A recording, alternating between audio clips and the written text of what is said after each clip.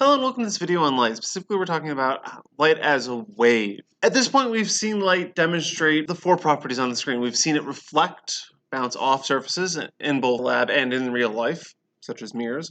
We've seen it refract, passing through objects and having the light bend. Again, real life or in the lab. Real life would be a straw in a cup, where in the lab, we looked at Snell's law, which is listed here.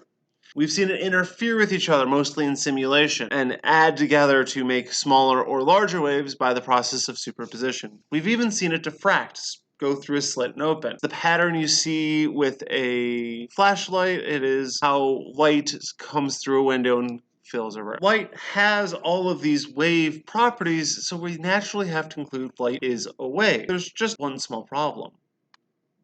What is the medium that it moves through? Every wave we've dealt with thus far has had a medium it travels through. When we talked about slinkies, the slinky was the medium. When we talked about the ocean wave, the water was the medium. Light travels through various media. We've seen it move through the air, we can move through the water, but what about in space? In space, there's no air molecules for light to move through. There's just nothing. Light is what we refer to as an electromagnetic wave, or EM wave for short. And unlike a mechanical wave, which is the waves we've dealt with thus far, light doesn't need a medium to propagate through. It can travel through a vacuum. When it enters other substances, such as glass or water, it will slow down due to the sliding with molecules. But light by itself can propagate on its own. In fact, we talked about the index of refraction with Snell's law, and the index of refraction is a measure of how much light is slowed down in a medium.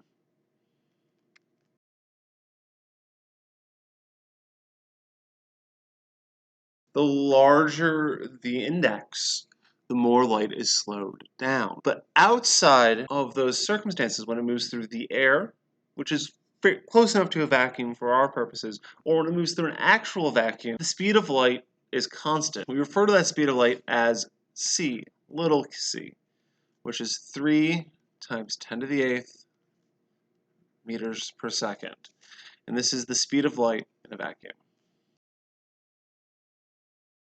And it's constant, it doesn't change. Again, if you were to move into water or something with an index of refraction that isn't effectively 1, the value will change. But for most of the math we will do, the speed of light will be 3 times 10 to the 8th meters per second. Now this is a very large number, so we're going to be dealing with very large and sometimes very small numbers accordingly.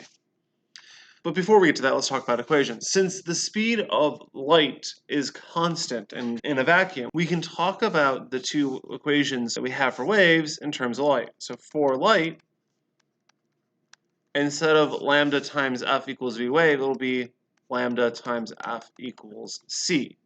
Now this is only true for light because the wave speed of light is c, or 3 times 10 to the 8th. The Doppler shift equation simplifies to such, with replacing the speed of the wave with c, 3 times 10 to the 8th. Again, these are just simplifications based on the fact that we know that c is the speed of light and it is 3 times 10 to the 8th meters per second. Let's take a look at a quick mathematical question that you might see. A specific type of light has a wavelength of 650 nanometers. First, what is that in meters? You'll have to do some Googling or look around, or if you know, do the conversion yourself, and then find out what the frequency is. Solve for f. Go ahead, give it a try, check back after you're done.